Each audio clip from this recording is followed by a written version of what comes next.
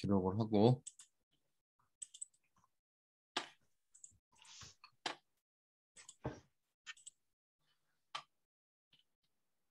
자, 오늘 수업은 재산적 법익에 대한 죄 277페이지부터 진도를 나가게 되는데, 우리가 재산적 법익에 관련된 범죄와 관련돼 가지고 가장 중요한 것 중에 하나는 재산 범죄에 대해서는 영득죄에 있어서 그 불법 영득 의사를 필요로 한다는 겁니다.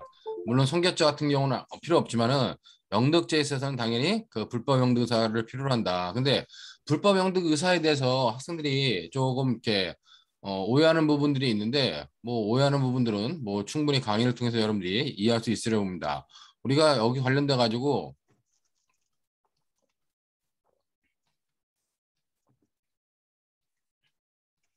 불법 영득 의사다. 그럼 여기서 관련된 것들은 불법 영득 의사의 내용이 무엇인가 하는 부분과 영득의 대상이 무엇인가, 그다음에 불법이란 것이 무엇을 말하는가, 요 세 가지 파트로만 나눠서 여러분들이 정리를 하면은 뭐 크게 논점적으로 빗나가는 건 없어요. 근데 이제 불법 영득 의사를 볼 때 여러분들이 주의해야 될 것 중에 하나는, 자, 불법 영득 의사, 불법 영득 의사 그러면서 이것이 필요하냐 필요하지 않느냐 하는 논의가 있다는데, 필요하지 않다는 논의는 없습니다. 당연히 필요한 거예요. 그렇다면 영득재산 불법 영득의사는 당연히 필요하고, 단지 우리가 불법 영득의사와 관련돼 가지고 구성요건, 위법성, 책임이 있다 그랬을 때 여기에 주체, 객체, 행위, 결과, 인과관계, 이게 객관적 구성요건 요소고, 주관적 구성요건 요소로 고의가 있는데, 고의는 인식 플러스 의사다. 이렇게 했을 때 불법 영득의사라고 하는 것이 이 고의 이외에 초과 주관적 구성요건 요소로 독자적으로 필요하냐, 이렇게.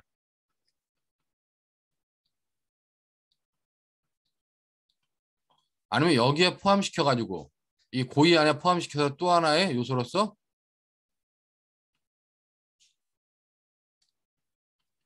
불법 영득 의사가 필요하냐, 이 논의가 있는 것뿐이지 필요하다는 데서는 다 동일하다는 겁니다. 그렇기 때문에 이렇게 불법 영득 의사를 고의와 다른 독자적인 구성 초과 주관적 구성 요건 요소로 보는 견해, 이렇게 보는 것이 다수설적 입장이고 판례 입장이에요. 근데 이게 불법 영득 의사를 고의 안으로 보는 견해도 있는데, 이거는 극히 소수설의 입장이다. 그렇게 여러분들이 보면 될 것 같습니다. 그렇다면 당연히 불법 영득 의사는 필요하다. 근데 이렇게 두 개를 보는 데 있어서 차이가 나는 건, 제가 지금 설명하고 있는 거는 절도, 강도, 사기, 공갈에 관련된 부분입니다. 그렇기 때문에 횡령과 배임죄는 달라져요. 근데 이제 왜 그렇게 달라지느냐? 우리가 여기 관련돼 가지고 행위와 관련돼 가지고, 행위가 절도죄 같은 절취죠. 절취고, 횡령죄 같은 경우는 횡령이라고 하는 행위입니다. 자, 그랬을 때 이 초과 주관적 구성권 요소인 이 주관적 구성권 요소인 불법 영득 의사가 독자적으로 필요하냐, 독자적으로 필요하지 않느냐 하는 범죄들에 관련돼 가지고 나오는 얘기들은, 자, 절취의 개념을 어떻게 보냐에 따라 달라진 겁니다. 절취의 개념에서 이 취자의 의미를 어떻게 보느냐 하는데, 절취는 일반적으로 훔치는 방법으로 가져오다는 겁니다. 자, 훔치는 방법으로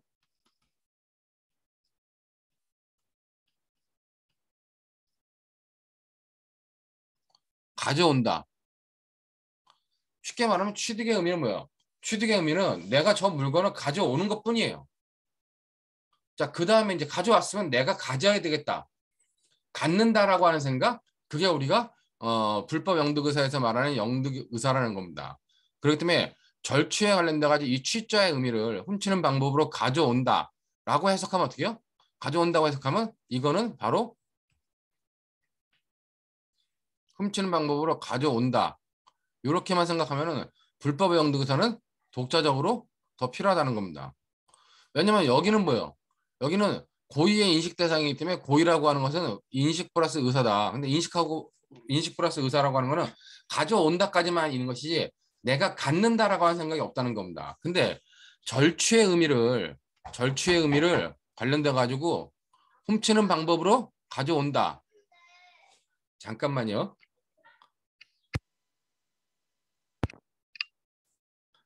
아닙니다. 제 둘째 녀석이 오늘 어린이집을 안 가가지고 저 떠들고 있는 바깥에서. 자, 훔치는 방법으로 가져온다 라고 했을 때 훔치는 방법으로 가져온다고 하는 것은 고의의 인식 대상이고 그렇기 때문에 불법 등등사는 독자적으로 필요하다는 건데 이에 대해서 가져온다 이외에 가져와서 내가 갖는다. 자, 내가 갖는다, 먹어버린다, 영득한다라고 하는 것까지 포함시킨다. 이 취자의 의미는 이런 것까지 포함시키는 개념이다. 보면 어떻게 해요?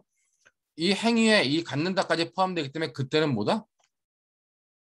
그때는 바로 고의에는 인식 플러스 의사 이외에 불법 영득 의사까지 필요하다라고 이렇게 본다는 거예요. 근데 관련돼 가지고 취의 의미는 절취의 의미는 가져온다는 의미밖에 없는 거지 갖는다는 의미는 없는 거 갖는다는 의미는 없다. 그런 의미로 여러분들이 파악하면 되기 때문에 불법 영득 의사는 당연히 여기 필요하다. 독자적으로 필요하다. 이렇게 보면 된다는 겁니다. 근데 횡령이라 그럴 때 횡령은 뭐예요? 이때 횡령은 자 반환 거부의 의사 표시로 내가 갖는다는 의미입니다. 영자가 이게 영자가 영득한다는 거죠. 즉 반환을 거부해서 내가 갖는다. 현재 내가 가지고 있으니까 갖는다는 의미가 여기 행위 안에 들어가 있는 거예요. 그러니까 이 행위 안에 들어가 있는 고의의 인식 대상으로 고의는 인식 플러스 그 사이에 갖는다라고 하는 불법 영득 의사까지 여기 포함시킬 수밖에 없다는 겁니다.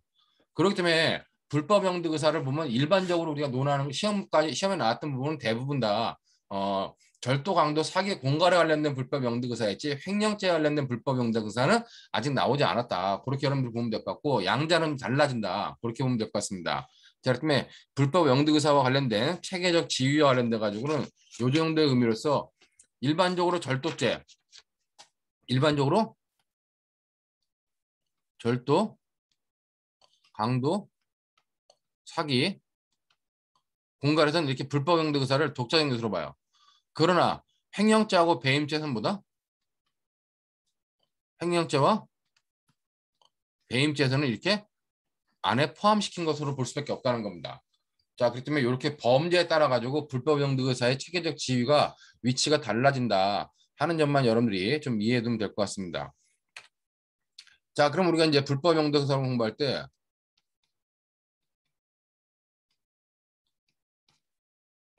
불법 영득 의사에서 의사의 내용은 뭐냐? 이거는 소극적 요소와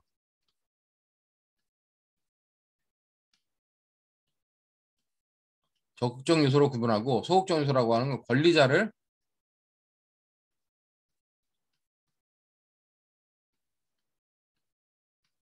영구히 배제시키는 의사다. 즉 어떤 권리자가 있는데 그 권리자를 그 소유물이나 아니면 소유 관계로부터 영원히 배제시키는 영구히 배제시키는 의사를 소극적 요소라고 하고 적극적 요소라고 하는 것은 우리가 소유권을 예를 들었을 때 소유권을 내가 저 사람을 배제시킨다고 해가지고 나한테 소유권이 넘어오는 거 아니죠. 소유권은 법적 개념이기 때문에 그렇게 물건을 쥐고 있다가 넘어오지 않는다는 겁니다. 그렇기 때문에 적극적 요소는 소유권을 그 소유자인 것처럼 향유하겠다는 의사, 누리겠다는 소유권을 누리겠다는 소유권 향유 의사를 갖다가 우리가 적극적 요소라고 합니다. 여러분들이 뭐 민법을 배웠으니까 소유권에는 결국 세 가지 권능이 있죠. 사용 권능, 수익 권능, 처분 권능이 있는데 이렇게 사용, 수익, 처분하는 권능을 누리겠다라는 의사를 우리가 적극적 요소라고 그래요. 자, 결국 관련돼 가지고 여기서 이 소극적 요소로서 영구히 배제시키는 의사에서 이 영구히 배제시킬 수 있느냐 없느냐 관련돼 가지고 문제되는 게 사용절도의 문제다. 그렇기 때문에 이 불법 영득 의사에서 이 소극적 요소로서 권리자를 영구히 배제시키는 의사는 사용절도와 절도를 구별하는 그 기준점이 된다. 그렇게 보면 될 것 같고 소유권 향유 의사와 관련돼 가지고 사용 수익 처분하기 때문에 그거를 부셔버리겠다. 즉 효용 가치를 없애버리겠다고 하는 그런 부분, 즉 손괴죄와 구별되는 부분이 바로 소유권 향유 의사다. 이 정도만 여러분들이 불법 영득 의사의 내용을 정리해두면 될 것 같습니다. 자, 다음으로 이제 문제되는 게 그럼 뭘 영득하는 거냐? 얻는다는데 뭘 얻는 거냐와 관련돼 가지고 우리가 기본적으로 물체 자체를 얻는다. 그래가지고 물체설을 주장하는 견해가 있는데 이건 주장하는 사람이 없죠, 이제. 왜냐하면 물체설은 기본적으로 물건을 가져가서 사용하고 돌려놓으면 어떻게 해요? 물건은 그대로 있기 때문에 물건을 갖다가 얻어갔다. 물건을 얻는다는 것은 인정될 수 없다는 겁니다. 그렇기 때문에 물체설을 주장하는 학자는 없고 지금에 있어서도 역시 그럼 물체설에 대한 비판이 있으니까 나온 것이 그럼 가치를 가져가는 거냐? 가치설을 주장하는 견해가 있었어요. 자, 가치설은 뭐냐? 물건은 갖다 놨더라도 그 물건의 가치를 가져갔으면 우리가 영득한 것이라고 보자. 라고 하는 것이 이제 가치설인데 이 가치설에서 말하는 이 가치는 뭐냐? 이 가치라고 하는 건 우리가 금전적 교환 가치라고 말했던 거예요. 그렇기 때문에 금전적 교환 가치가 없는 헐은 뭐 낡은 사진 이런 것들을 갖다가 가져가면 어떡하냐. 관련돼 가지고 그런 것들은 우리가 가치설을 설명할 수 없다. 그래가지고 이제 나온 것이 지금에 있어 통설적 입장은 결합설이죠. 결합설은 무엇인가 가져가는데 가져가는 것은 물체여도 되고 결합설이라고 해서 엔드가 아니라 물체 또는 물체 엔드 가치가 아니라 물체 또는 가치 둘 중에 아무라도 가져가면 우리가 그거를 영득했다고 보자라고 하는 것이 이제 결합설인데 이때 가치는 뭐예요?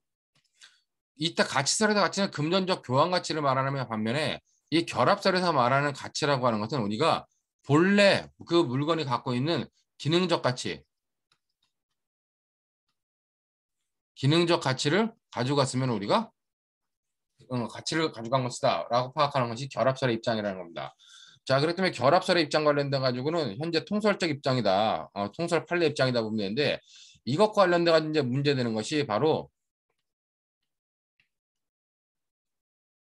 통장 또는 카드를 사용 후에 돌려놓은 경우죠.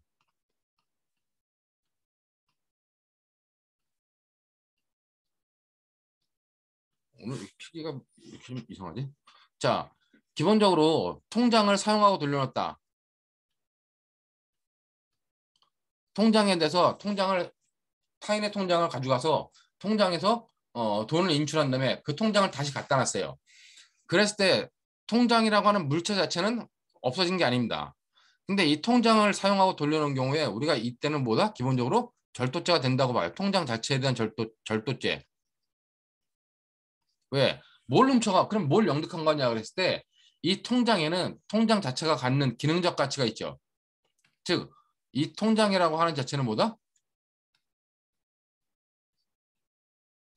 예금 증명 기능.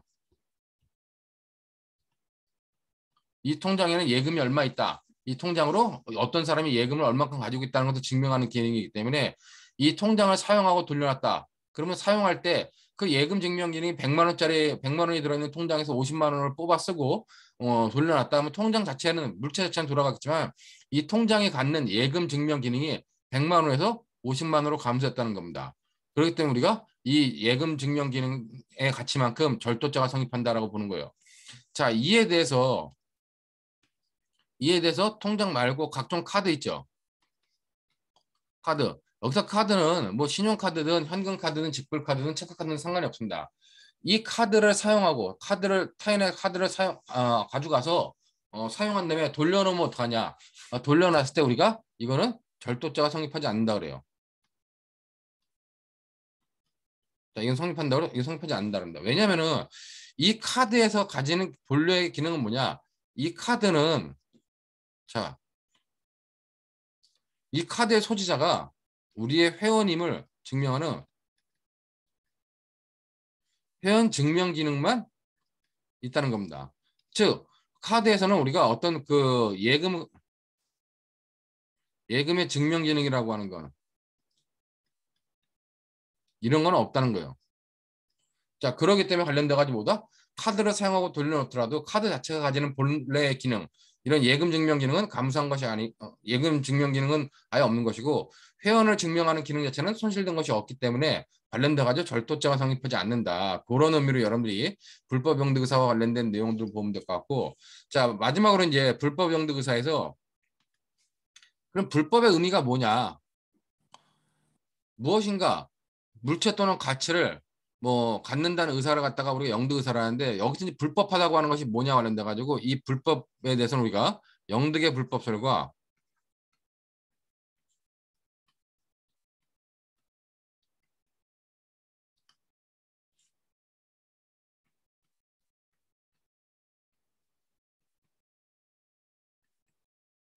수단의 불법설 두 가지가 대립하죠. 자, 이게 뭐 학원 교재 같은 놈 이게 다수설이라는 다수설이니 의심스러워요. 근데 이것이 판례라고 그러는데 현재 수단의 불법설인 판례 입장이 타당합니다. 그러니까 영득의 불법설은 뭐냐면은 내가 저 사람으로부터 물건을 저 사람이 물건을 가져오는데 이 물건을 가져오는 것이 소유권 질서에 반하지 않으면, 즉 법에 위반되지 내가 이걸 물건을 가져올 권리가 있으면 어떻게 해요? 소유권 질서에 반하지 않으면 그건 불법이지 않다고 보는 겁니다. 그러나 내가 그 물건을 가져올 권한이 있다 할지라도 실질적으로 가져오는 방법 자체가 불법하다. 즉 폭행이나 협박을 써가지고 가져왔다? 그러면은 우리가 불법하다고 보는 것을 우리가 수단의 불법설이라고 그러는 겁니다. 그렇기 때문에 대표적인 예를 드는 게 이런 거죠. 자, 타인한테 채권이 있어. 돈 받을 권리가 있어. 근데 이놈이 돈 안 주니까 돈 빨리 내놓으라고. 자, 1억 받을 권리가 있는데 1억을 달라. 자기 거니까 달라. 아니면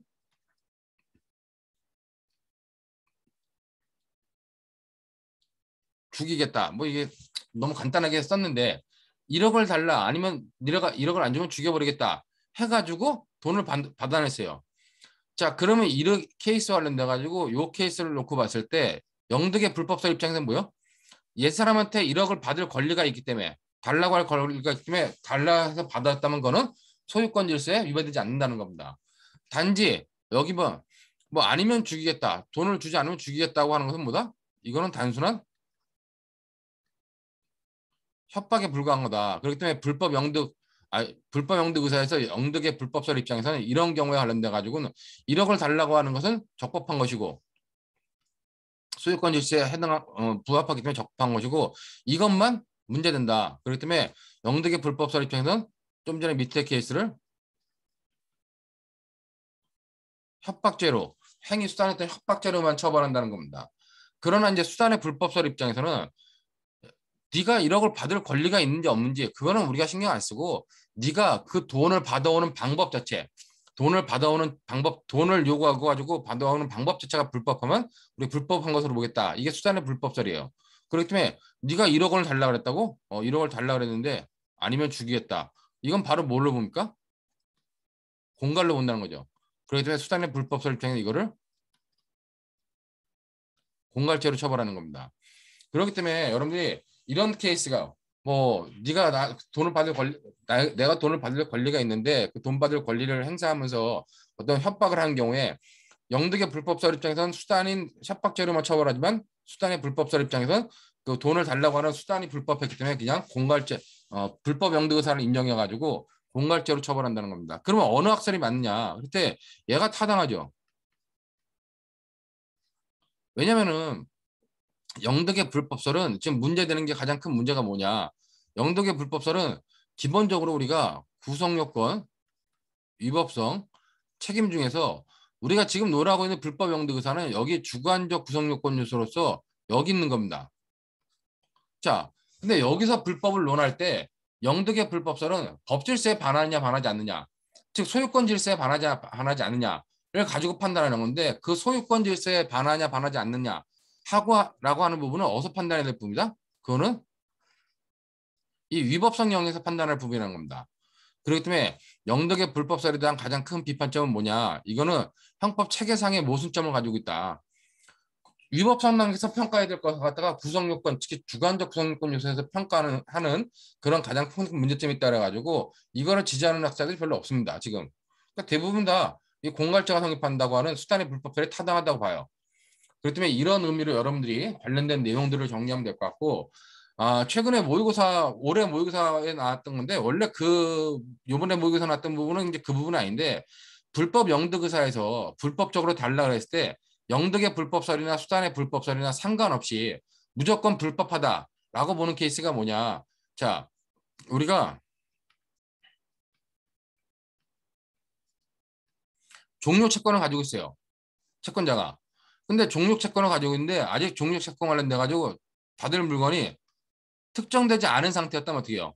종료 채권에서 인도해야 될 채권이 특정되지 않았다. 그럴 때는 뭐요? 그럴 때는 영득의 불법설 입장에서도 이거 가져온 경우는 다 불법하다고 본다는 겁니다. 그렇기 때문에 그런 의미로서 이 종료 채권 관련된 특정 문제, 그런 문제도 우리가 관심사항으로 좀 봐야 된다. 근데 요번에 나왔던 케이스는 그건 아니었는데 이상의 해설 기준에다가 그런 것들 적어놨는데 그거는 옛날 문제 중에 그런 게 있었죠. 저기 뭐야? 갑자기 생각이 안 나냐 왜? 그 하여튼 유기치사죄에서 술집 사장이 손님이 술값을 100만 원어치 술값 먹고 누워서 자고 있는데 술집 사장이 손님 주머니에서 그 200만 손님 주머니에 200만 원 있어 그 중에 100만 원을 가져간 겁니다. 자, 이 사람은 그 이 100만 원에 대한 채권이 있긴 한데 그것이 특정되지 않았기 때문에 손님의 주머니에서 100만 원을 직접적으로 가져가는 거는 그거는 뭐다? 불법 영득 의사에 대해 영득의 불법설의 입장에 의하더라도 바로 특정되지 않은 채권을 가지고 행사한 거기 때문에 불법하다고 본다는 겁니다. 물론 그거는 이제 자구행위에서 말하는 자구행위도 안 된다는 거죠. 채권 추심은 포함되지 않기 때문에 그 판례와 대비해 가지고 나왔던 케이스인데 이번 모의고사에서는 올해 모의고사에서는 뭐 그런 것들을 언급했는데 관련된 케이스는 아니었다. 그렇게 여러분들이 보면서 지금 이 정도로 불법 영득 의사는 우리가 여태까지 시험에 나왔던 케이스는 대부분 다 이 통장과 카드 절도 사용하고 돌려놓은 케이스와 그다음에 동갈제 관련된 요 문제 를 갖다 여러분들이 이해해야 되고 소유권 뭐 불법 영득 의사 관련돼 가지고 영원히 배제시키는 의사 이것이 이제 사용절도 관련된 부분들 이런 부분들이 주로 이제 문제돼 가지고 시험에 나왔었다. 그렇게 여러분들이 이해하면 될 것 같습니다. 자, 그래가지고 우리가 보면은 이제 우리 교환해 보면 불법 영등사 의사와 관련돼 가지고 277페이지, 78페이지까지 관련된 내용이 미안합니다. 이걸 그 설명을 또 안 했네. 자, 여기까지 급해가지고 진도가. 자, 여기까지 설명하면 이게 이제 절도, 강도, 사기, 공갈에 관련된 거예요. 자, 근데 여기 이제 중요한 게 횡령과 자, 횡령 배임 관련되면은 횡령 배임죄에서의 불법 영등사는 앞부분과 좀 달라지죠. 왜냐면 횡령 배임죄에서는 이 소극적 요소라는 건 없다는 겁니다. 그렇기 때문에 횡령 배임죄에서는 불법 영등사의 내용이 뭐요? 소유권을 향유하겠다는 의사 이거 하나만 존재한다는 겁니다. 왜냐면은 횡령 배임죄 관련돼 가지고 내가 타인의 사물을 처리하거나 내가 타인의 사물을 보관하는 자, 재물을 보관하는 자입니다. 이미 물건이 어디 와 있어요? 물건이 나한테 와 있어. 와 있기 때문에 권리자를 영구히 배제시키려는 의사 이런 건 필요 없다는 겁니다. 내가 가지고 있는 물건을 소유권을 향유하겠다. 그 물건에 대한 소유권을 자기가 누리겠다고 하는 이 적극적 요소, 그거 하나만 필요한 거다. 그렇기 때문에 그 소유적 요소라고 하는 거, 내가 이미 물건을 가지고 있기 때문에 권리자를 영구히 배제시킬 의사가 당연히 필요 없다는 겁니다. 자, 그 다음에 이제 관련돼 가지고 불법 영득 의사 중에서 이제 영득의 불법설, 수단의 불법설이 있는데, 이 횡령 배임죄에서는 영득의 불법설 입장이 맞고 얘네는 아예 필요가 없다는 거예요. 이것도 역시 뭐요? 수단의 불법설이라는 건 횡령죄와 배임죄는 내가 가지고 있는 거잖아. 내가 가지고 있는데 가져오는 방법이 불법하다는 것은 논리적으로 존재할 수 없다는 겁니다. 그렇기 때문에 일반적으로 제가 횡령 배임죄에서의 불법 영득사는 이렇게 내용적 면에서 소극적 요소가 없고 이 영득의 불법설로 따라갈 수밖에 없다. 그런 의미로 여러분들이 관련된 내용들을 파악하면 될 것 같습니다. 근데 이 부분까지는 아직 시험 문제 안 났지만 이 부분까지 여러분들이 파악하면 돼요. 그래가지고 아까 다시 보는 것처럼 자, 여기 관련돼 가지고 교환해 보면은 불법 영득 의사가 나오는데 이 밑에 판례를 보면은 자, 여기 보면 어, 어, 횡령죄.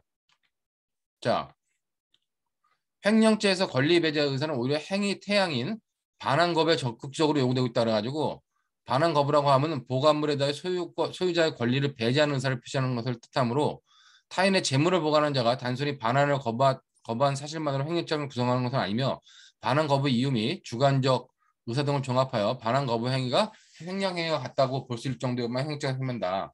그리고 알려서 횡령죄에 있어서 불법 영등사는 타인의 재물을 보관하는 자가 자기 또는 제3자의 이익을 위하여 위탁의 취지에 반하여 권한 없이 그 재물을 자기의 소유인 것 같이 처분하라는 의사를 말한다. 그렇기 때문에 기본적으로 뭐다? 기본적으로 절도죄에서 말하는 그런 소극적 요소라고 하는 부분은 없다는 겁니다. 자, 그렇게 여러분들이 이해하면 될 것 같습니다. 자, 그 다음에 관련돼 가지고 이제 기출 문제들을 보겠는데 기출 문제는 이미 아까 봤지만은 앞에서 우리가 봤던 부분이에요.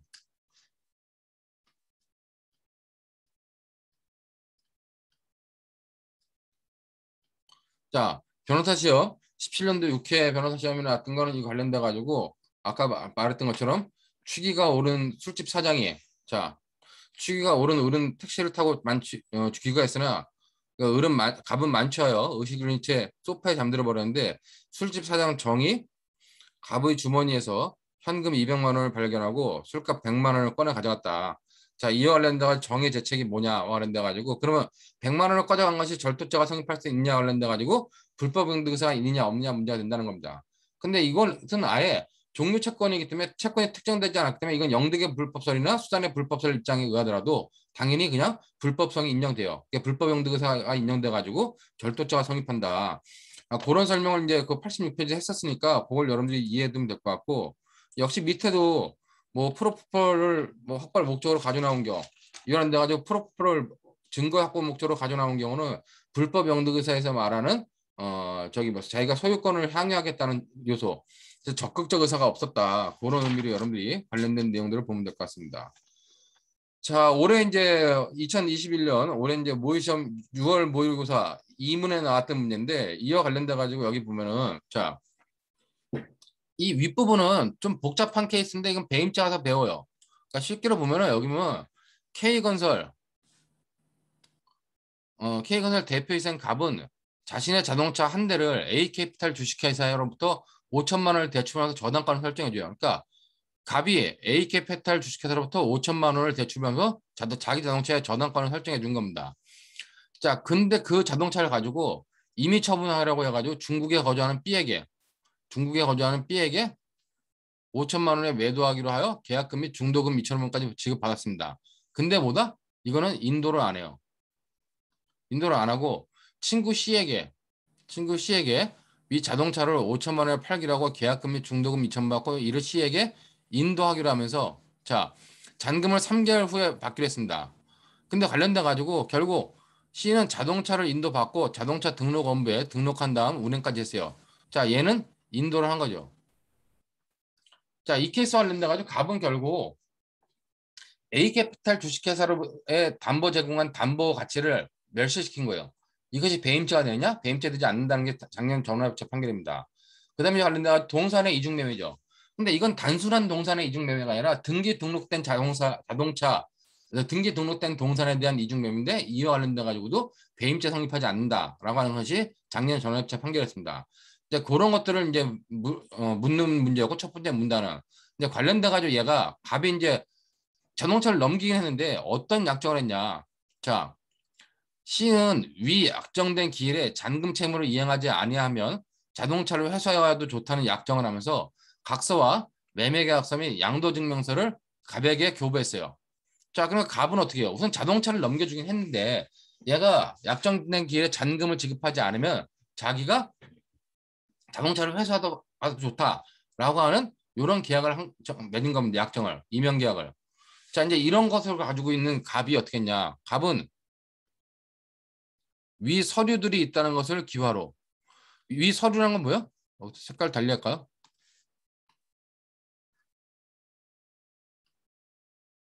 약정. 이 약정에 대한 것이 있다는 거죠. 자, 이것을 기화로 종업원 을병과 위 자동차를 다시 가져와 처분하기로 모의했어요. 종업원 을병과 자, 처분하기로 모의했다. 가져와 처분하기로 모의했다. 이건 절도냐 아니면 아니냐 판단해가지고 절도를 하기로 공모한 건데 갑은 을과 병에게 C 회사의 위치와 범행 방법을 자세히 설명하고 C의 회사로 가서 자동차를 가져오도록 지시했습니다. 자, 그리고 그 다음날 오전 11시경 을과 병은 어떻게 한다? C 회사로가 병의 망을 보는 사이 을은 위 자동차를 몰래 운전하여 같이 갑의 회사로 가져왔다는 겁니다. 자, 그럼 갑을병 등이 뭐 한 것이 관련돼 가지고 이것이 뭐냐 관련돼 가지고 자동차에 대한 절도죄가 성립할 수 있냐 관련돼 가지고 불법 영득 의사가 있느냐 없느냐에 따라 판단한다는 겁니다. 자, 관련돼 가지고 이런 케이스 관련돼 가지고 결국 이 을병은 결국 합동절도죠. 절도라면 특수절도인 합동절도예요. 그다음에 갑은 뭐예요? 갑은 결국 합동절도 특수절도의 공동정범이 된다는 겁니다. 이거는 이제 합동범이고 합동범의 공동정범 문제인데 이건 쉬운데 여기서 중요한 건 뭐냐? 과연 갑한테 이 갑한테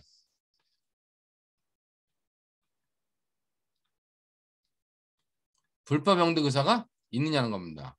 자, 결국 얘가 가져올 권리가 있다 생각했다면 어떻게 해요? 즉 영득의 불법설 입장에서는 영득의 불법설 입장에서는 얘는 가져올 권리가 있었다. 그렇기 때문에 이때는 뭐다? 이때는 불법 영득 의사 부정된다는 거죠. 자기가 가져올 권한이 있었기 때문에. 자, 근데 이제 수단의 불법설 입장에서는 뭐예요? 수단의 불법설 입장은 네가 가져올 권리가 있든 없든 몰래 절취의 방법으로 가져온 거 아니냐. 그렇기 때문에 불법 영득 의사가 긍정된다고 보는 겁니다. 즉 인정된다고 보는 거죠. 그렇기 때문에 불법 영득 의사가 인정되는 상태에서 타인의 점유 상태에 있는 물건을 자기가 그 사람의 점유를 배제하고 자기가 새로운 점유를 설정한 거기 때문에 타인의 점유를 그 사람의 의사에 반해서 점유를 배제하고 점유를 설정하기 때문에 그는 절도죄가 된다라고 보는 것이 수단의 불법설 입장이고 이게 타당하기 때문에 절도죄가 성립한다. 불법 영등사가 인정되고 을과 병은 합동절도. 그다음에 갑은 뭐다? 합동절도에 공동정범이 된다라는 의미로 여러분들이 이해해두면 된다는 겁니다. 자, 그래서 이렇게 여러분들이 해설을 하면 되고 밑에 이제 해설 그 당시에 이제 요 채점 기준표를 보면은 자 절도죄가 성립하기는 불법 영등사가 있어야 된다. 관련돼 가지고 뭐 불법 영등사에 대해서는 뭐 영등의 불법이 영등의 불법, 즉 위법이 무엇을 구체적 무엇을 의미에 따라 달라진다 가지고 두 개의 학설을 쭉 정리해놨어요. 여기 보면 이제 관련돼 가지고 교환은 이거 뭐야? 영등의 불법설과 수단의 불법설 두 개의 내용을 정리하는데 여기서 이제 보는 것 중에 하나가 자 영등의 불법설 입장이라 할지라도 이 다만이라고 하는 거. 자 종료 채권에 있어서는 채무자에게 특정권이 있으므로 아직 특정되기 전에 이루어진 채권자의 절취 행위는 불법 영등사가 인정된다고 한다. 근데 이 내용은 요번 케이스에는 문제가 되지 않는다는 거예요. 이거는 저번에 봤던 것처럼 그 아까 앞에 봤던 시험에 앞에 봤던 부분에서 문제되는 것이 요 케이스에서는 문제가 되지 않는다는 겁니다. 그렇기 때문에 여기 보는 것처럼 사안의 해결 그래가지고 사안은 종료 채권이 문제되는 사안이 아니므로 이렇게 써놨는데 제가 이걸 이게 그어버렸어요. 문제되는 사안이 아니므로 이런 내용 쓸 필요 없다는 겁니다. 그래서 사안의 해결은 사안은 영득의 불법설은 불법 영득 의사가 없다고 봐 갑을병은 무죄라고 할 것이지만 판례인 절취의 불법설에 따르면 즉 수단의 불법설에 따르면 갑을병은 절도죄의 죄책을 진다. 그럼 얘가나가 어떤 절도죄의 죄책을 지냐는 데 가지고 합동범의 문제, 을병은 합동범의 문제가 성립될 거고 그다음에 이제 관련돼 가지고 얘는 뭐다? 합동범의 공동정범이 될 거라는 겁니다. 자, 이건 이제 181페이지에서 설명했던 부분이니까 여러분들이 한 번씩 봐두면 될 것 같아요. 자, 그리고 이제 관련돼 가지고 제가 이제 합동범 이따도 다시 보겠지만은 합동범에 관련돼 가지고 요즘 보면 초창기에는 우리가 제가 그러니까 합동범은 뭐다? 합동범은 현장설에 의해 판단하는 거예요. 근데 합동범의 공동정범 여부는 뭐다? 이거는 기능적 행위지배 여부로 판단합니다. 여기 배점 보면은 2점하고 6점 배점이 있죠. 근데 이제 그 당시에도 설명인지 모르겠는데 자 요즘 들어가지고는 합동범에 대해서 현장설에 의해서 판단하고 그 가공한 사람 공동정범에 관련돼 가지고는 공동정범이 성립하느냐 안 성립하느냐를 긍정설 부정설로만 파악하는 겁니다. 여기 없는 게 뭐냐 얘가 현장설에 따르면은 기본적으로 뭐요? 공모 이제 그 여기 가담했던 애갑 같은 경우는 자 요 케이스 요 갑은 공모는 했는데 객관적 요건으로서 행위지배 객관적 요건으로서 기능적 행위지배가 기능적 행위지배만 있는 것이고 실제 실행은 없었다는 겁니다. 즉 중요한 건 실행이 없었다는 거잖아요. 실행행위가 없었기 때문에 공모만 있고 실행이 없어 얘한테 공모 공동정범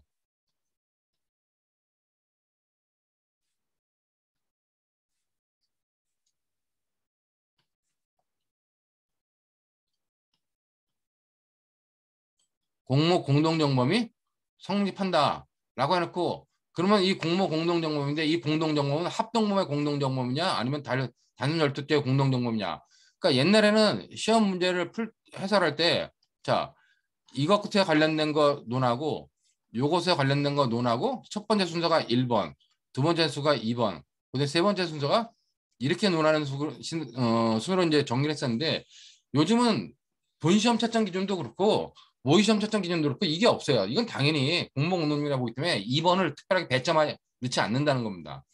그러다 보니까 이번에 3학년 모의시험 평가할 때도 보면 이 부분을 열심히 쓰는 학생들이 있는데 이 부분을 열심히 써도 이제 배점이 거의 없다는 겁니다. 2번 배점이. 그렇기 때문에 쓸 때는 그냥 1번하고 숙제로서는 1번과 3번만 정확하게 여러분들이 해놓으면 거기에 따른 배점은 다 받을 수 있다. 그렇게 여러분들이 생각하면 될 것 같아요. 자, 다음은 이제 17년 모의시험 관련돼 가지고 이거는 이제 관련돼 가지고 쉽게 보면 알 수 있죠. 자, 갑은 메스암페타민을 구입하기 위해 노모 A의 예금 통장, 예금 통장을 몰래 가지고 나와 ATM기에 넣고 비밀번호를 무작위로 입력하는 방법 1억 원을 자기 계좌로 이체했다. ATM기에 넣고 비밀번호를 무작위로 입력하는 방법으로 운이 좋았죠. 무작위로 입력했는데 비밀번호가 맞았다는 건.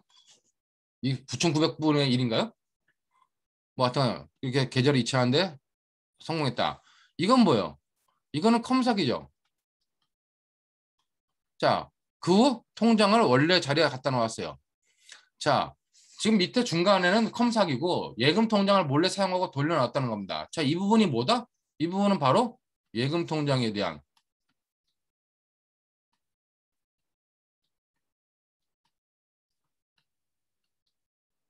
절도죄가 성립한다는 거죠. 아까 말한 불법영득에서 말하는 영득이 뭐다? 그 영득은 물체 또는 가치를 말하는데 그때 가치라고 하는 거는 그 본래 기능적 가치, 예금 통장이 갖는 예금 증명 기능을 감소시켰기 때문에 그만큼의 절도죄가 성립하는 거다. 그렇기 때문에 요 관련 돈을 이체한 거는 컴사기고 예금 통장 자체에 대해서는 절도죄가 성립한다. 이런 의미로 여러분들이 뭐 받으면 될 것 같습니다. 그렇기 때문에 다음 페이지에 뭐 해설이 있는데 해설 보더라도 자, 갑의 대축 관련돼 가지고 여기 결국 예금 통장에 돈을 인출하고 반환하는 행위와 제척 관련돼 가지고 자, 여기 보면 쓰기는 여기 다 써놨어요. 불법 용도 의사가 필요하다.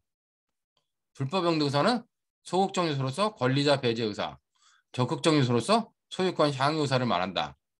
자, 근데 영득의 대상에 대해서는 물체설, 가치설, 결합설 있지만 판례와 통설은 결합설, 종합설의 입장이다. 사안에서 갑이 노무 예금 통장을 일시상으로 반환하는 것은 예금 통장이 갖는 특수한 기능적 가치, 즉 예금 금액을 증명하는 것을 감소시키는 것으로 불법 용도 의사가 인정된다. 이제 중요한 거는 뭐다? 여기 관련돼 가지고 따라서 정의행위는 절도죄 구성권에 나가는데 그러나 갑은 피해자 A의 친아들로 직계 비속에 해당되어 형법 344조 및 328조 1항의 친족 사항들에 의하여 형은 면제되는 거예요. 자, 관련돼 가지고 절도죄 형은 면제되는데 관련돼 가지고 저기 뭐 컴사기 관련돼는 안 되겠죠. 뭐 이거 1억 원을 이체한 행위 이건 이제 컴사기다. 그런 의미로 여러분 보면 되는데 여기서 이렇게 예금 통장에 돈을 인출하고 반환의 행위와 제척 관련돼 가지고 뭐 이런 의미까지 이런까지 굳이 쓸 필요는 없죠. 불법 영득 의사에서 말하는 영득의 대상에 대해서는 이런 거 있다. 그러니까 이것만 주로 집중적으로 써주면 되고 이 부분까지 필요하게 쓸 필요는 없다. 그렇게 여러분들이 보면서 예금 통장을 사용하고 돌려놓은 거는 기본적으로 절도죄가 되는구나. 나중에 신용카드 범죄 가면 신용카드를 몰래 사용하고 돌려놔요. 자, 신용카드, 체크카드, 현금카드 사용하고 돌려놓는다? 그건 다 절도죄가 성립하지 않는다. 그런 의미로만 여러분들이 좀 파악하면 될 것 같습니다. 자, 그런 의미로 여러분들이 보면 될 것 같고, 자, 다음에 나오는 것은 이제 불법 용등사에 관련된 내용들은 요 정도로 나오고, 그 공갈죄와 관련돼 가지고 나올 때 뒷부분에 가서 공갈죄 관련된 부분 나올 때 불법의 의미가 관련돼 가지고 수단의 불법 아니면 영득의 불법 얘기는 그 공갈죄 부분에서 좀 더 보도록 하겠습니다. 자, 다음에 이제 교재에 나오는 거는 절도죄 일반이에요. 그러니까 절도죄 일반이라고 하는 거는 제가 이제 요 절도죄 일반이라는 부분을 따로 만들어 놨는데 이건 왜 그러냐면은 뭐 절도죄는 쟁점이 하도 많아. 그러니까 뭐 특별하게 어떤 쟁점으로 하나 하긴 뭐지만 여러 가지 종류들로 나올 수 있는 부분들이 있는데 올해 시험에 나왔던 게 이제 모의 시험에 나왔던 게 책략절도가 나왔어요. 자, 갑은 친구 을과 금은방을 털기로 공모한 후 A1의 금은방에서 손님으로 방문해요. 이거 보면 갑은 친구 을과 금은방을 털기로 공모했어요. 뭔가 절도로 공모한 건지 사기로 공모한 건지 공모했는데 A1의 금은방에 손님으로 방문하여 을이 대기하는 사이 자신은 금은방에서 목걸이와 반지를 사는 척하면서 어울리는지 한번 착용해 보겠다라고 하며 A1이 한눈을 파는 사이 목걸이를 걸고 반지를 낀 채 도주하였습니다. 자, 근데 관련돼 가지고 이렇게 공부 여기까지 왔어. 근데 이게 보면 이렇게 읽어보면 갑과 을이 현장에서 같이 절도를 한 것 같아요. 자, 근데 자세히 보면 어때요? 을은 공무원대로 300m 떨어진 골목길에서 갑의 도주를 위해 대기하고 있었습니다.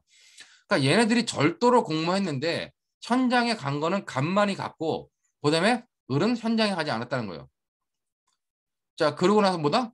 을은 범행 당일 오전에도 갑에게 도주의 시범을 보이고 동선을 함께 확인하였으나 을의 위치에서는 A1의 금은방이 보이지 않았다는 겁니다. 자, 그럼 여기서 중요한 거는 이렇게 즉 갑이 금은방에서 목걸이와 반지를 사는 척하면서 어울리는지 한번 착용하겠다고 하면서 A1이 한눈을 파는 사이 목걸이를 걸고 반지를 낀 채 도주한 거. 이걸 우리가 청약절도라고 하죠. 자, 청약절도는 절도죠. 그러니까 이거는 뭐 쉽게 보면 여러분들이 다 알 수 있는 겁니다. 청약절도는 당연히 절도다. 사기는 왜 안 되냐? 사기와 관련돼 가지고 기본적으로 사기죄는 뭐예요? 사기죄는 기망, 착오, 처분행위, 그 다음에 재물이나 이익의 이전이다. 라고 하는 이런 것들이 있어야 되는데, 자, 물건을 사겠다고 속여가지고, 속은 기망은 인정돼요. 이 착오도 인정돼요. 자, 근데 뭐다? 처분행위라고 하는 것은 우리가 사기죄에서 처분행위라고 하는 건 두 가지 요건이 필요하죠. 즉, 객관적 요건으로 처분행위의 직접성, 그 다음에 주관적 요건으로 처분행위에 관련된 처분 의사가 필요하죠. 자, 근데 관련돼 가지고 이 금은방 주인은 끼워보겠다고 달라 그랬기 때문에 이거를 처분하려는 의사가 있느냐? 그리고 직접적으로 물건을 최종적으로 건네준 거냐? 그게 아니라는 얘기입니다. 그렇기 때문에 이것이 인정되지 않으니까 결국 사기죄는 성립하지 않고 절도죄만 성립한다. 그런 논의로 여러분들이 관련된 내용들을 보면 될 것 같습니다. 단지 올해 이제 2차 8월 모의고사 이문에 나왔던 부분인데 그럼 얘네들은 절도가 되는데 무슨 절도가 되냐? 현장에 같이 있었느냐 그랬을 때 얘네들은 지금 뭐다? 현장성은 인정되지 않는다는 겁니다. 왜냐면은 을은 공무원대로 300m 떨어진 골목길에서 도주를 위해 대기하고 있어요. 그리고 이제 을의 위치에서는 A1의 금은방이 보이지 않았다는 겁니다. 그러니까 관련돼 가지고 이 채점 출제자가 요 부분과 요 부분과 요 부분을 특히 언급해 주는 건 뭐냐? 이거는 현장성이 없었다. 시간적 상수의 협동이라고 하는 현장성이 없었다는 걸 강조하려고 이렇게 본 겁니다. 자, 그러면 절도죄의 공동정범이 되려면 최소한 관련돼 가지고 이 을도 기능적 행위 지배를 했어야 될 거 아니에요. 어떻게 보면 그냥 술딱 보면 갑은 절도죄, 을은 방조가 될 수도 있다는 겁니다. 대기하고 있었기 때문에 그냥. 근데 관련돼 가지고 결국 여기 보면 을은 범행 당일 오전에도 갑에게 도주 시범을 보이고 동선을 함께 확인했다는 겁니다. 아, 그럼 얘는 절도죄에서 도주하는 역할을 맡았기 때문에 이 부분이 바로 뭐를 말하는 거다? 이 부분이 바로 기능적 행위 지배를 말하는 거다. 그러므로 이 기능적 행위 지배가 있으므로 갑과 을은 절도죄 공동정범이 된다는 거죠. 절도죄 특수절도는 성립하지 않고 그런 의미로 출제했던 거고 그렇게 여러분들이 보면 될 것 같고 또 이제 금은방에서 목걸이를 갈고 왔어. 갑은 다시 위 사정을 모르는 친구 병, 위 같은 사정을 모르는 친구 병에게 반지를 여자친구 B에게 전달하려고 부탁했습니다. 자, 친구 병은 이것이 작물인지 모르는 거죠. 그 때문에 친구 병에 대해서는 뭐다? 이와 같은 사정을 몰랐기 때문에 기본적으로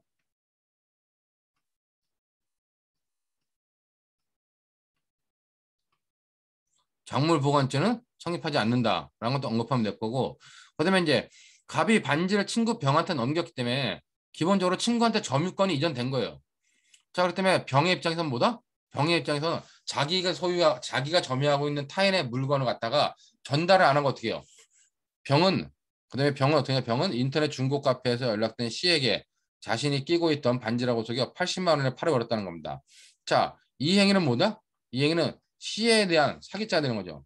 즉, C에 대한 사기죄가 성립하고 자기가 보관하던 타인의 물건을 갖다가 횡령 반환 거부하고 먹어버린 거기 때문에 이건 뭐다? 갑에 대해서는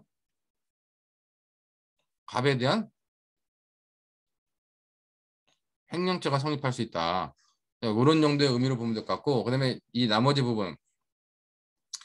부분은 이제 이거는 이제 저기 갑자기 또 명의신탁 이자 간의 명의신탁인데 관련돼 가지고 명의신탁이라도 종중 회장으로서 종종으로부터 명의수탁 받아 관리 중인 엑스토지를 몰래 팔아먹으려고 한 거는 횡령죄가 성립한다는 겁니다. 그런 의미로 여러분들이 보면 될 것 같고, 그건 나중에 횡령죄 부분 가서 보도록 하고, 자 여기서 이제 중요한 것도 하나는 그럼 그렇게 팔아먹은 걸 갖다 어떻게 했어요?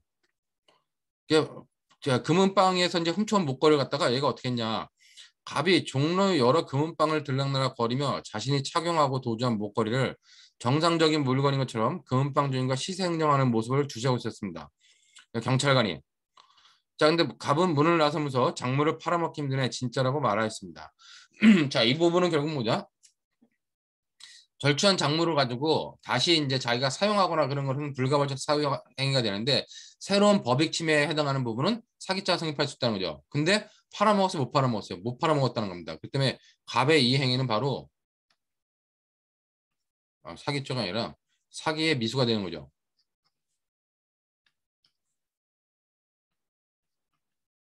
뭐 이런 정도의 체크를 여러분들이 해두면 될 것 같습니다. 그렇기 때문에 밑에 이제 나온 내용들도 전부 다 그런 내용이에요. 보면 여기 보는 것처럼 절도죄의 성불화 책략절도 관련돼 가지고 자 책략절도라고 하는 것은 사기죄와 절도죄와 이제 구별이 문제되는데 밑에 보는 것처럼 자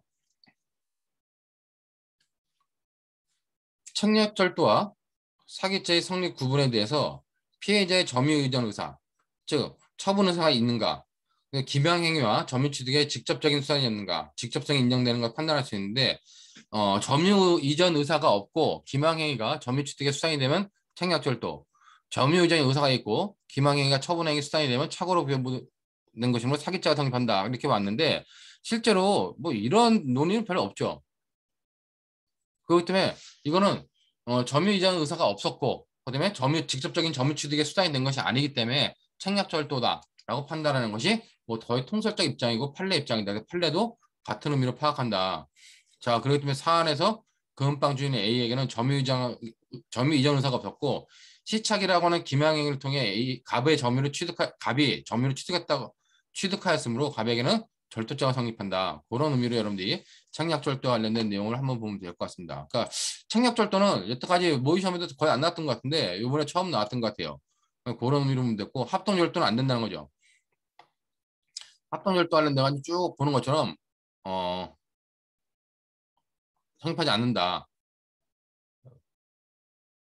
여기 보면 이제 어, 뭐야? 이게 어디까지 가는 거야?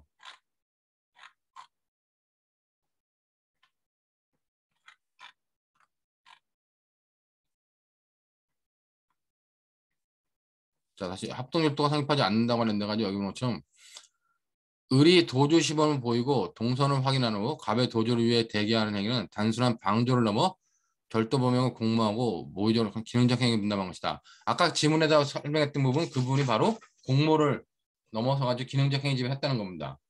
근데 관련돼 가지고 어, 을의 위치에서는 A원의 금은방이 보이지 않았으며 경찰의 접근을 막기 위해 망을 보는 행위 등이 없었다는 점에서 현장성은 부정될 거다. 자, 결국 얘네들은 기본적으로 뭐다? 공동정범은 인정될지언정 현장성이 인정된 특수절도는 성립하지 않는다. 그렇게 여러분들이 보면 될 것 같아요. 자, 그다음에 이제 요 당시에 이번에 채점 기준에 보면은 절도의 목적으로 들어가기 때문에 금은방에 대한 건조물 침입죄 성립한다. 라는 것도 파악해주고 종로 금은방에서 목걸이를 매매하려고 하는 행위. 이거는 결국 사기죄 미수범으로 해당한다. 그다음에 아까 병해제책 횡령죄가 성립하고 사기죄가 성립하는데 이 횡령죄는 누구예요? 원래 그 친구가 훔친 물건을 맡겨놨잖아요. 맡긴 물건을 갖다가 했기 때문에 갑에 대한 횡령죄가 성립하는 거고, 그다음에 이거는 뭐다? 팔아먹었기 때문에 산 사람인 그 누구한테 팔았냐? C에 대한 사기죄가 성립하는 거다. 각각 5점씩 정도 해가지고 요 정도의 죄책을 여러분들이 파악하면 될 것 같습니다. 자, 요것이 이제 올해 모의시험에 났던 거기 때문에 여러분들이 요것들을 보면 될 것 같아요. 근데 책략절도는 책략절도는 언제든지 나올 수 있는 문제인데 어렵지 않으니까 이렇게 여러분들이 정리하면 될 것 같습니다. 요즘 책략절도가 많이 문제되죠, 사회적으로. 당근마켓에서 하는 게 다 책략절도죠. 물건 사겠다고 뭐 착용해보다가 도망가는 거. 뭐 최근에 이제 보니까 제가 자전거 타서 그런지 자전거를 갖다가 잠깐 타보겠다고 타고 도망가 버리는 경우가 많은데 다 자전거에는 절도입니다. 근데 최근 판례 중에 이상한 판례가 하나 뉴스 중에 이상한 뉴스가 있었죠. 아니 밤 새벽 2시에 금괴를 사겠다고 만나자는 놈도 이상한 거고 새벽 2시에 금괴를 사겠다고 하는 놈을 만난 놈도 이상한 거죠. 그래서 금괴 가지고 튀었잖아. 그 잡혔는지 모르겠는데 난 그래서 그 금괴를 가지고 있는 놈도 그게 작물 아닌가. 어? 다 둘 다 비정상 아니에요? 새벽 2시에 금괴를 팔겠다고 나오는 놈이나 사겠다고 나오는 놈이나 그걸 또 잠깐 금괴인지 확인하자 그러니까 건네주는 놈이나 내가 볼 땐 전부 다 이상한 놈들이다. 근데 이제 얼마 전에 문제가 됐는데 그게 뭐 어떻게 됐는지 모르겠습니다. 그다음에 자 그다음에 이제 작년 모의시험 3차에 났던 문제인데 이건 상습절도에 대해서 관련돼 가지고 문제된 건데 이건 뭐냐 절도의 습벽이 있는 갑. 자 갑은 결국 절도의 습벽이기 때문에 2018년 5월 31일 3시경 길가에 주차되어 있는 자동차의 운전석 차문을 일반적인 드라이버로 열고 자 이것도 재밌죠.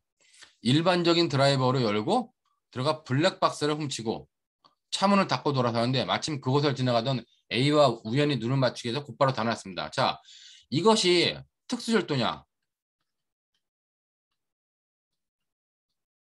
특수절도는 이건 이제 331조 2항 전단의 흉기휴대절도냐죠. 특수절도이냐 아니면 그냥 단순절도냐. 자 이거는 특수절도는 아니란 얘기죠. 왜냐면 여기 우리 판례가 일반적인 드라이버는 보다 이거는 흉기에 해당하지 않는다. 그러니까 위험한 물건에 해당할 수 있을 텐데 일반적인 드라이버는 흉기는 아니다. 그렇기 때문에 특수절도가 아니다고 보는 거기 때문에 단순절도로 봐야 됩니다. 근데 단순절도인데 뭐야? 절대 습벽이 있었기 때문에 결국 얘는 이건 뭡니까? 상습절도로 볼 수밖에 없다는 거죠. 자 그렇게 이후 갑은 또 한 5월 30일에 했고 6월 3일경 낮 1시경 B의 집 화장실 창문을 통해 들어갔어요. 아이고 주거 침입했네. 훔칠 만한 물건을 찾던 중. 자 이건 밀접행위 또는 물색행위라는 거죠. 절도죄 실행의 착수가 인정되는 상황입니다. 찾던 중 B가 방에서 나오자 베란다를 통해 도망갔어요. 자 그럼 기본적으로 뭐냐. 이거는 야간 주거침입 절도죄는 아니라는 겁니다. 그냥 주거침입이라고 하는 범죄와 그다음에 절도죄라고 하는 자 일반 절도죄에서는 실행의 착수가 인정되기 때문에 이거는 절도 미수가 성립하는 거예요. 근데 이 절도 미수는 뭐예요? 상습성의 발현이죠. 절도의 습벽이 있기 때문에 상습성의 발현이다. 자 그렇기 때문에 절도의 습벽이 있었던 갑이 이 상습 절도하고 그다음에 또 상습 절도 미수를 했다는 겁니다. 자 이와 관련돼 가지고 이 전체를 범죄는 뭐다? 이 전체는 그냥 상습 절도에 포괄 일조가 되는 거잖아요. 자 문제는 뭐냐? 그러면 절도할 목적으로 주거 침입을 했는데 이 주거 침입도 여기에 포함될 것이냐? 상습 절도에 포함될 것이냐? 아니면 포함될 것이냐 아니냐 관련돼 가지고 판례가 뭐라 했어요? 이 주거 침입은 독자적 범죄로 성립하고 실체적 경합이라는 거죠. 왜냐하면은 이 절도죄는 단순 절도, 야간 주거 침입 절도, 그다음에 손괴와 야주절, 흉기휴대 절도, 합동 절도가 있다는 겁니다. 그 중에서 야간 주거 침입 절도하고 저기 뭐야 손괴와 야간 주거 침입 절도, 즉 야주절 같은 경우 주거 침입 있지만 다른 데는 주거 침입이 없는데 관련돼 가지고 상습범을 처벌하더라도 각각 범죄 2분의 1씩 가중하는 거기 때문에 기본적으로 주거 침입이 포함되어 있지 않은 범죄에 대해서는 뭐다? 주거 침입에 관련돼 가지고 결국 판단을 따로 해줘야 된다는 겁니다. 그런 의미로 여러분이 그 판례만 알고 있으면은 뭐 어렵지 않은 케이스다. 그렇게 여러분들이 판단하면 될 것 같아요. 그렇기 때문에 관련돼 가지고 뒷부분에 보면은 이거 뭐 상습절도죄와 관련돼 가지고 뭐 주거침입죄 성립한다. 근데 죄수 문제를 갖다가 보면은 여기 뭐 개정전 특가법의 얘기까지 열심히 하고 있는데 이건 필요 없죠. 이건 필요 없고 그냥 여러분들 이것만 보면 돼요. 상습범에는 단순절도 상습범, 야간주거침입절도, 특수절도의 각 죄에 정한 형의 2분의 1씩 가중처벌하고 있다는 겁니다. 자, 그렇기 때문에 상습으로 절도했다. 그럼 단순절도의 포괄일죄, 상습절도의 포괄일죄, 상습 야간주거침입절도의 포괄일죄, 상습 특수절도의 포괄일죄라는 거예요. 자, 근데 중요한 건 뭐냐? 각각의 죄에 정한 형의 2분의 1까지 가중한다는 겁니다. 그럼 단순절도는 6년 이하 징역 또는 1,000만 원 이하 벌금 거기에 2분의 1 가중하는 거고 야간주거 침입죄는 또 그거보다 가중된 것에 2분의 1 가중하는 거고 특수절도는 더 가중한다는 겁니다. 즉 이렇게 관련돼 가지고 형법은 주거 침입을 구성요건으로 하지 않는 단순절도 그다음에 주거 침입을 구성요건으로 하고 있는 상습 야간주거 침입절도를 동등하게 취급하고 있다고 볼 수 없다는 거예요. 따라서 상습으로 단순 절도를 범한 범인이 상습적인 절도 범행의 수단으로 주거 침입을 한 경우, 즉 이건 뭐다? 이 주거 침입은 별개의 주거 침입죄가 성립한다. 그리고 실체적 경합으로 봐야 된다. 라고 하는 것이 판례 입장이기 때문에 그 판례 입장만 잘 알고 있으면 어렵지 않게 풀 수 있는 문제였다. 그렇게 생각이 됩니다. 그렇기 때문에 그런 의미로 여러분들이 관련된 내용을 받으면 될 것 같아요. 자, 그 다음에 이제 다음 문제는 야주절인데 야주절은 뭐 크게 그 판례 내용이 여기 있는 거죠. 몇 페이지야? 287페이지에 여기 나오니까 그 판례 내용을 여러분들이 받으면 될 것 같습니다. 자, 야주절의 의미와 관련돼 가지고는 뭐 야주절은 뭐 어렵지가 않죠, 이제는. 자, 야간의 의미는 심리학적 해석설, 이 주장하는 학자가 거의 없다고 보죠. 천문학적 해석설, 즉 일몰 후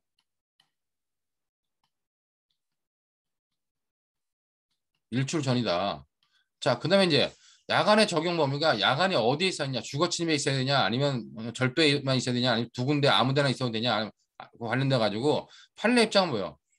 주거 침입이 야간에 있는 경우, 즉 주거 침입이 야간에 있는 경우만 야간 주거 침입 절도고 주거 침입이 주간에 있는 경우보다 주거 침입이 주간에 있을 때는 그 야간 주거 침입 절도가 안 된다라고 하는 것이 판례 입장입니다. 근데 여러분들이 판례 입장자 물음표를 해놨는데 이게 이제 보니까 학생들 답안지 쓰는 학생 중에서 이걸 잘못 이해하고 있는 학생들이 있어요.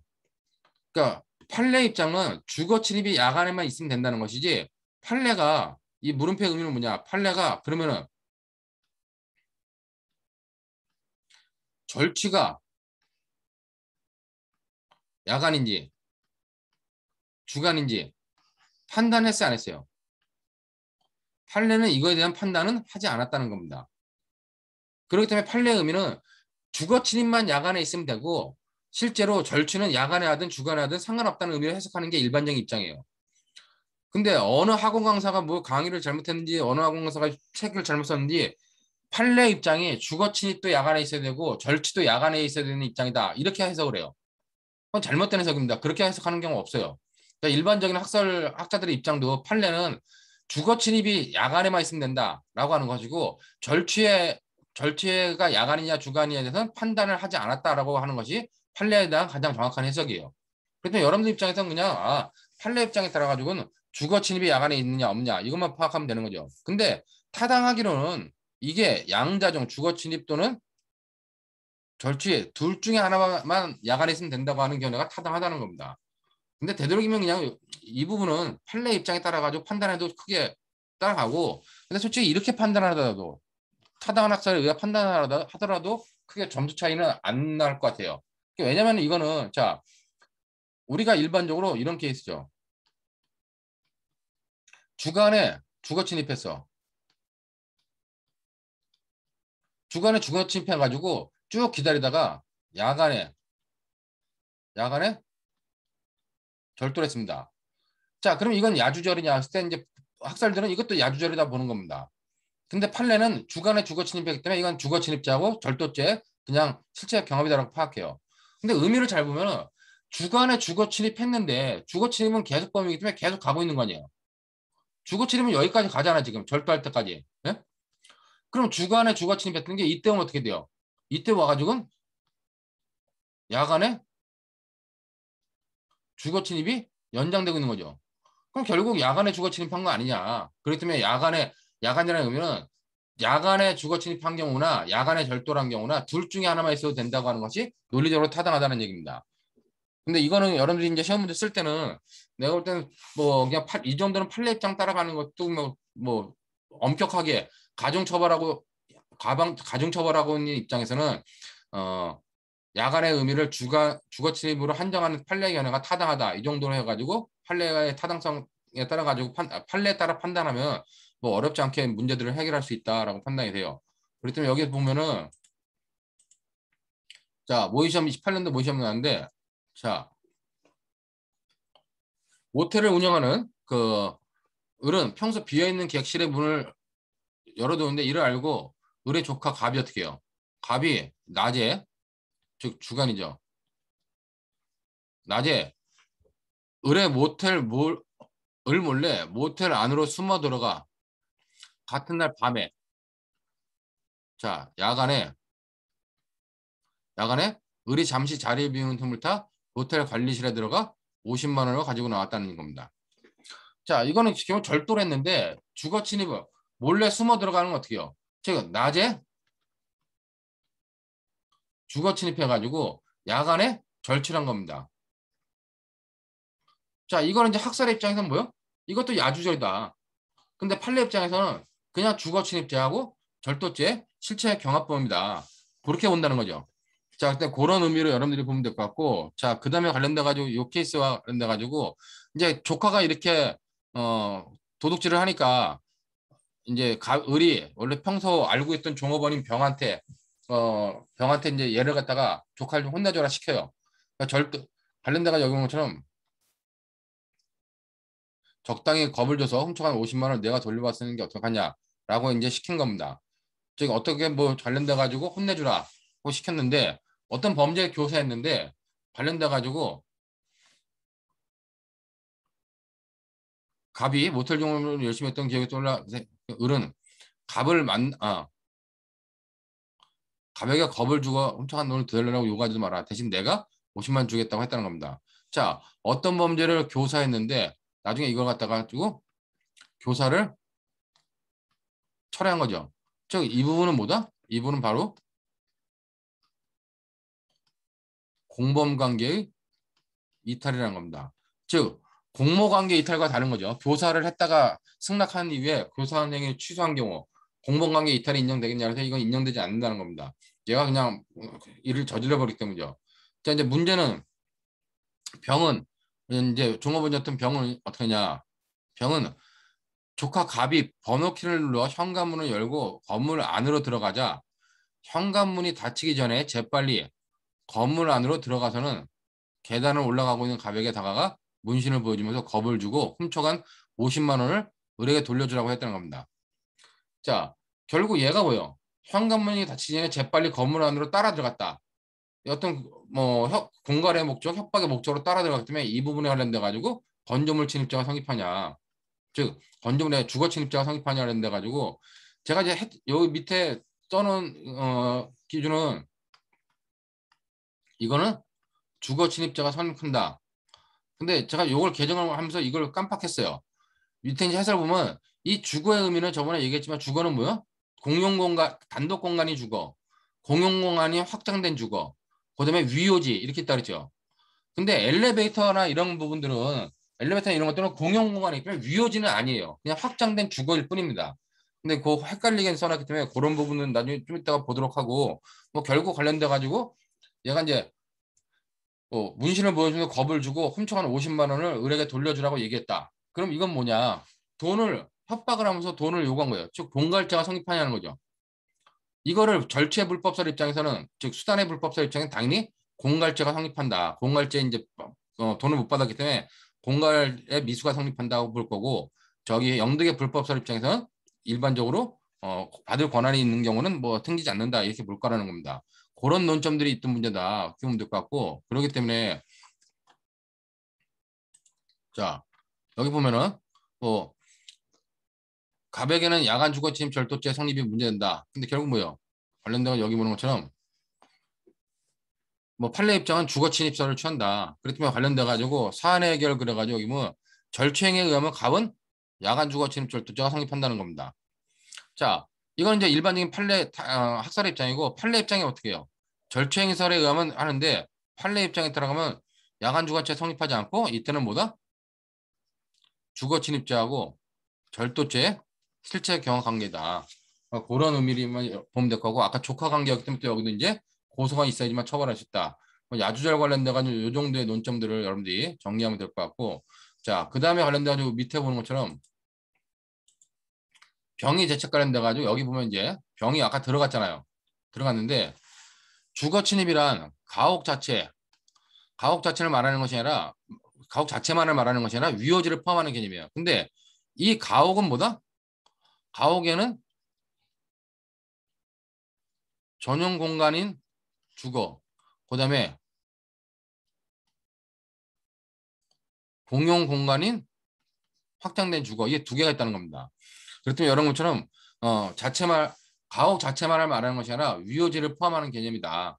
근데 사안에서 갑이 원룸 건물 가옥인 원룸 건물의 현관문을 열고 들어가자 병은 현관문이 잠기기 전에 원룸 건물 안으로 들어간 것은 주거의 위호지에 침입한 것으로 주거 침입죄를 구성한다는데 주거의 위호지에 침입한 것이 아니라 주거 자체 즉 확장된 주거의 개념이 공용 공간에 침입한 것이므로 그냥 주거에 침입한 것으로 주거 침입죄를 구성한다 이렇게 적어야 돼요. 그러니까 위호지가 아니라는 거죠. 엘리베이터는요. 여기 판례도 보는 것처럼 이거 그대로 주거란 단순히 가옥 자체만을 말하는 것이 아니라 위호지를 포함한다는 겁니다. 근데 다가구용 단독주택이나 다세대 주택, 연립주택, 아파트 등 공동주택의 내부에 있는 엘리베이터, 공용계단과 복도는 뭐다? 특별한 사정이 없는 한 사람의 객체인 주거에 해당한다는 거다. 위 장소에 거주자의 명시적, 무시적 의사에 반해 침입하는 행위는 주거 침입죄를 구성한다. 그렇기 때문에 이 주거는 확장된 주거 개념으로 위허지는 아니라는 얘기예요. 그러니까 이걸 갖다가 요번에 올해 채점했던 분들하고 얘기해 보니까 채점했던 분들이 항상 강조하는 것 중에 하나가 도대체 누가 어떻게 강의를 했길래 위호지가 엘리베이터가 위호지라 그러냐고. 응? 위호지는 땅짓자 쓰는 건데 땅인데 엘리베이터가 땅이냐고 막 그러면 이제 좀 짜증을 내던데 맞는 말이에요. 그러니까 정확하게 파악을 해두라는 거죠. 전용 공간, 공용 공간. 그러니까 전용 공간은 가옥 자체, 공용 공간은 확장된 주거의 개념. 그다음에 여기에 땅이라고 하는 위호지를 포함시킨다. 그런 의미로 여러분들이 파악해두면 될 것 같습니다. 자, 관련돼 가지고 이런 정도의 야주절의 문제가 있었고, 그다음에 이제 야주절의 문제는 아까 거는 딱 정립되는 건데 여기 12년도에 이제 문제는 자, 여기 보면은 갑은 밀수업자 A의 집에서 밀수품을 훔쳐 팔기로 마음먹고 친구 을에게 A의 물건을 함께 훔쳐 나눠 갖자고 제안하자 자, 이렇게 절도를 절도를 제안하자 을이 어떻게 했어요? 을은 이를 승낙했다는 겁니다. 자, 근데 그 다음날 관련돼 가지고 다음날 갑과 을은 밤 10시경 A 아파트 주변에 만나 A가 집을 비운 것을 확인한 후 갑이 아파트 지하 주차장을 통해 계단을 올라가 A의 집에 와서 물건을 훔치고 을은 망을 보면서 주변에서 자동차를 대기시켜 놓다가 갑이 물건을 훔쳐오면 도주하기로 공모했어요. 그러니까 얘들의 구체적 공모 계획은 뭐냐? 즉 이게 도주하기로 공모했습니다. 이게 공모 계획이고 자 실제 실행 행위는 뭐냐? 이 계획에 따라 자 지하 주차장으로 들어간 갑은 시설물을 수리하고 있는 아파트 관리 직원들의 눈에 띄지 않게 이 주차장 모퉁이에 숨어 있다가 보수가 끝날 때까지 한참을 기다리고 있었어요. 자, 얘가 지하 주차장에 들어간 시간은 밤 10시죠. 자, 그렇다면 야간 주거 침입이 된다는 겁니다. 지하 주차장도 아까 말한 공용 공간으로서 주거의 개념을 포함시킨다. 자, 근데 이제 중요한 건 뭐냐? 이때 바깥에서 왕을 보던 을은 범행에 가담한 것을 후회하면서 자신의 집으로 가버렸어요. 자, 을은 범행에 가담한 것을 후회하면서 자신의 집으로 가버렸는데 이와 관련돼 가지고 결국 공모관계 이탈이 인정될 것이냐?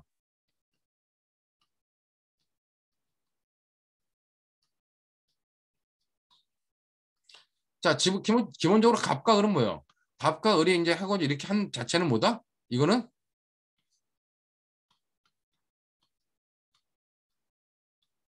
특수절도로 공모하고 특수절도로 실행하려고 그랬던 거예요. 자, 근데 중요한 거는 이 특수절도를 하기로 공모했는데 이 자체 주거에만 들어가 가지고 아직 절차를 무건 찾지 못했던 건 뭐다? 이거는 특수절도의 실행의 착수가 없다는 거죠. 특수절도의 실행의 착수는 밀착행위설이나 물색행위설에 의한 거기 때문에 특수절도의 실행 착수는 인정되지 않는다는 겁니다. 그럼 관련돼 가지고 얘가 공모관계에서 이탈을 했기 때문에 그 다음부터 이제 갑 혼자 행위하는 거예요. 근데 얘는 을은 뭐다? 공모관계 이탈이 인정되느냐? 이거는 인정되지 않는다는 거죠. 기본적으로 이탈의 의사표시도 없었고 뭐 관련돼 가지고 자기가 투입된 에너지를 갖다가 뭐 어떻게 제거하지도 않았다는 겁니다. 자, 그러면 갑은 이제 혼자 어떻게 했냐? 이제 갑은 주차장에 관리원들이 철수한 후 A의 집으로 가서 A가 쓰던 가방에서 A가 밀수한 보석을 담아 가지고 밖으로 나왔고 을이 보이지 않자 택시를 잡아 타고 자신의 집으로 갔었어요.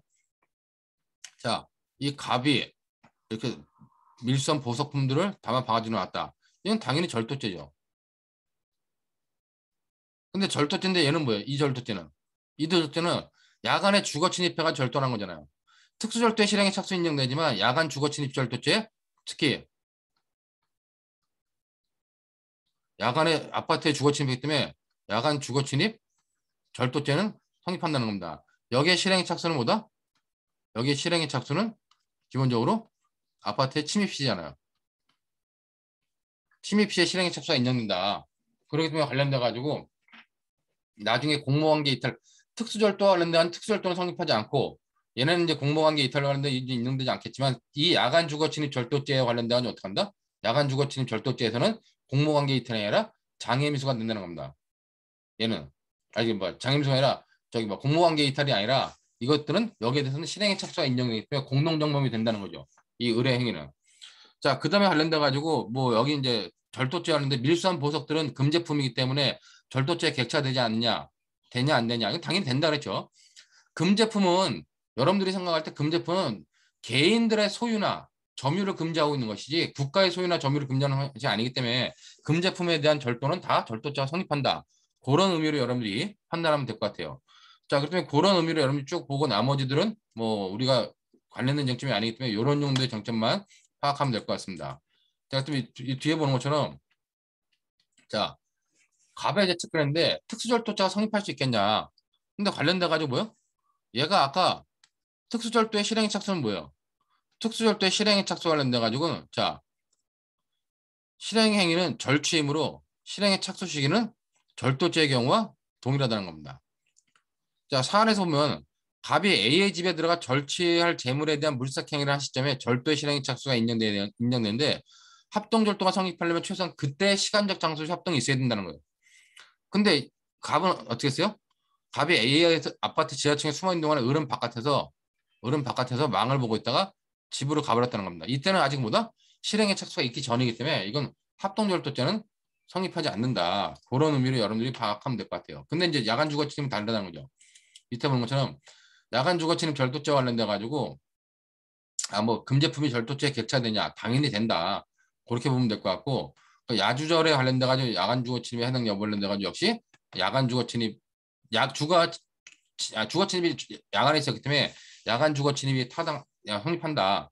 그렇게 보면 될 것 같고 합동절도는 성립하지 않고 야간 주거침입 절도만 성립한다. 근데 의뢰재책은 뭐냐? 의뢰재책은 이에 대해서 뭐예요? 자, 여기 보는 것처럼 의뢰재책은 의뢰 이탈이 야간 주거침입 절도죄 실행의 착수 이후인지 관련돼 가지고 결국 실행의 착수 이후라는 거죠. 왜냐면 아까 봤지만 야주절은 뭐예요? 얘 실행의 착수는 주거침입이라는 겁니다. 근데 갑이 아파트 주차장에 들어간 것은 바로 주거침입이기 때문에 이와 관련돼 가지고 실행의 착수가 인정된다. 그렇기 때문에 이제 을 같은 경우는 이와 관련돼 가지고 공모관계 이탈 문제가 아니라 바로 여기 보는 것처럼 그냥 공동정범이 성립한다. 야간 주거침입 절도죄 공동정범이 성립한다. 그런 의미를 여러분들이 판단하면 될 것 같습니다. 그다음에 관련돼가지고 절도죄 중지미수가 인정될 수 있는가와 관련돼가지고 기본적으로 중지미수는 성립하지 않죠. 지가 중지미수가 인정되려면 자기가 범행을 중지한 것뿐만 아니라 공범의 범행도 중지시켜야 되는데 공범의 범행은 이미 기소에 이르렀어요. 그렇기 때문에 갑과 을은 야간 주거침 입주할 때 공동정범이 성립한다. 그런 의미로 여러분들이 이해하시면 될 것 같습니다.